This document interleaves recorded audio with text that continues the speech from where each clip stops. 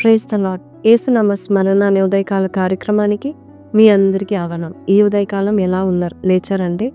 And ఈరోజు లేచిన వారందరూ మరి ఎలాగ ఏ పనులు మొదలు పెడతామని ఎదురు చూస్తున్నారా? అయితే ఈ వాగ్దానం విని మొదలు పెడతాం పనులన్నీ.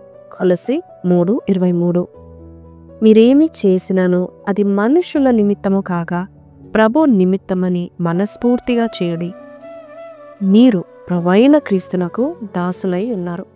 అయితే దేవాది దేవుడు ఈరోజు మరి నువ్వు ఏ పని చేసినా దేవాది దేవుడు నీకు తోడుగా ఉంటాడు. అంతేకాదు ఆయనే నీకు ప్రతిఫలం ఇస్తాడని నమ్మండి. చిన్న జాబ్ అయినా ఎట్టి చాకరైనా దేవుడు చూస్తున్నాడని మీరు చేయండి. ఈ యొక్క వాగ్దానం నిమిత్తమై నేను ఒక నిజమైన సంఘటన చెప్తానండి. సెయింట్ పాల్స్ క్యాథడ్రల్లో చర్చ్ కట్టడానికి మరి ప్రయత్నం చేస్తూ ఉన్నారు. ఎందుకంటే అది మధ్యలో కూలిపోయింది, 16వ శతాబ్దంలో కూలిపోయింది. అయితే ఆ యొక్క చర్చ్ కడుతున్నారు, దానికి ఒక గోడ కూడా కడతా ఉన్నారు.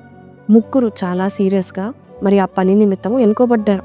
అయితే ఒక అతను రోడ్డు మీద వెళుతూ ఏం కడుతున్నారండి అని మొదటి వ్యక్తిని అడిగాడు. అయ్యా, నేను చాలా పేదోడిని, నా బ్రతుకు తెరువు కొదుకు నేను ఈ యొక్క ఇటుకల పని చేస్తున్నానని చెప్పానంట. ఆయనకి సరైన జవాబు రాక ఇంకా ముందుకు వెళ్ళి రెండో అతను అడిగాడు, ఏం కడుతున్నావు, ఏం చేస్తున్నావు అని అడిగాడంట.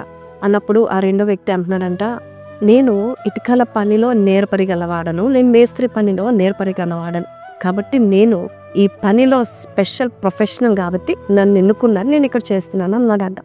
ఆయనకి ఇంకా జవాబు సరిగ్గా రాకపోవడం వల్ల ముందుకు వెళ్తూ మూడో వ్యక్తి ఎంతో చక్కగా ఆనందంగా పనిచేస్తూ ఉన్నాడంట.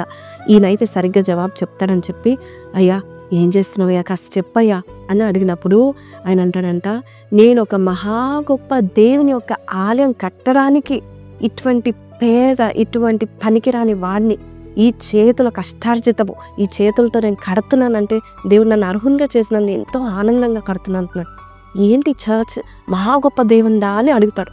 అవునండి, ఈ సంఘము, ఈ ఆలయం మహా గొప్ప ఆశ్చర్య కార్యాలు చేసే దేవుని యొక్క సంఘం కడుతున్నారు, భూమి ఆకాశాలు సృజించిన దేవుని యొక్క సంఘాన్ని కడుతున్నారు, అసలు నాకు అర్హత లేదు అని చెప్పాడంట.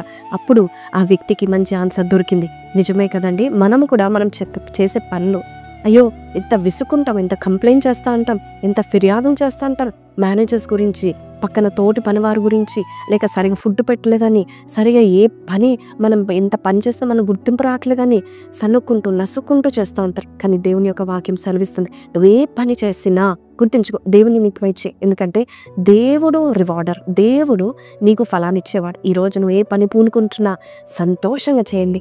దేవుడు యేసయ్యా నాకు శక్తినిచ్చావు, ఈ చేతులతో నేను పని చేయడానికి శక్తినిచ్చావు, సంపాదించడానికి సామర్థ్యత ఇచ్చావు నాయనని స్తుతిస్తూ చేయండి. దేవుడు మిమ్మల్ని బహుగా దీవించునుగాక. ప్రార్థన.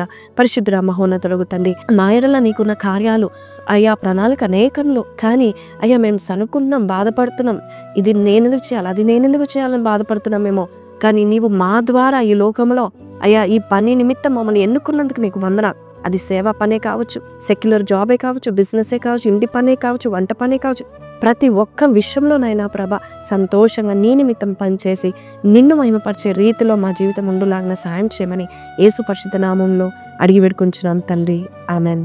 సో ప్రైజ్ లార్డ్ అండి. ఈ వాగ్దానం మీతో మాట్లాడినట్లయితే, I'm so happy that God has given me a job and I will do it for him అని పెట్టండి. May God bless you. Have a blessed day. Praise lord.